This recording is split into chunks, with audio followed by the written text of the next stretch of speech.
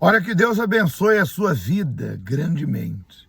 Estamos aqui para meditar em algo muito importante. Você sabe que quando o Senhor Jesus entrou na casa de Zaqueu, ele manifestou duas características que é visível no filho de Abraão, naquele que é nascido de Deus. Aliás, dois dos frutos que, dentre os 9, que marca a vida do batizado no Espírito Santo é a bondade e a benignidade. Muito bem.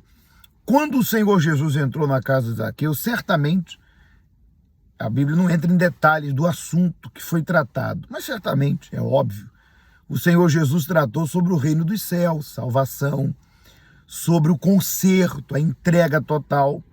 E veja que num dado momento da palavra diz que Zaqueu se levantou diante do que ele havia ouvido do Senhor Jesus e ele disse: resolvo. O que ele resolveu? As duas características que ele falou é as duas características do filho de Abraão. Ele disse: resolvo dar metade dos meus bens para os pobres. Repito, é um dos frutos do Espírito, né? Bondade e também a benignidade. Mas nessa atitude ele revelou a caridade. Veja que quando você dá para quem precisa, você está fazendo uma caridade. Afinal, aquela pessoa precisa. Foi o que Zaqueu fez. Ele disse: resolvo dar metade dos meus bens para os pobres. Então ele fez uma caridade. Aquelas pessoas precisavam, não tinham. Mas ele não parou por aí.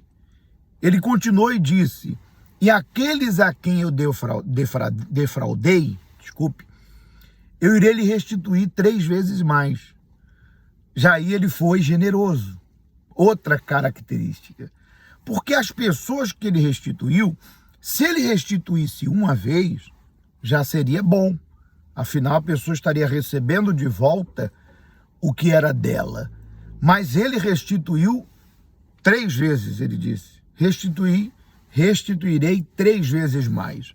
Ou seja, nessa atitude de dar, além do que aquelas pessoas elas mereciam, pelo que lhe foi tirado, ele foi generoso. Porque generoso é quando você dá algo para alguém que de repente não precisa tanto ou tem, mas porque você quer fazer um bem para aquela pessoa, você dá. Essa é a característica do filho de Abraão. Porque às vezes você vê pessoas dizendo assim: eu faço o bem. E de repente essa pessoa, ela manifesta uma dessas características. Ela ajuda quem precisa. Ela manifesta a caridade, né? Vou dar uma cesta de comida para aquele pobre, eu vou dar um prato de comida para aquela pessoa que não tem. Mas essa pessoa não manifesta a outra característica. Generosa. Não. Ela não é generosa com quem está próximo a ela.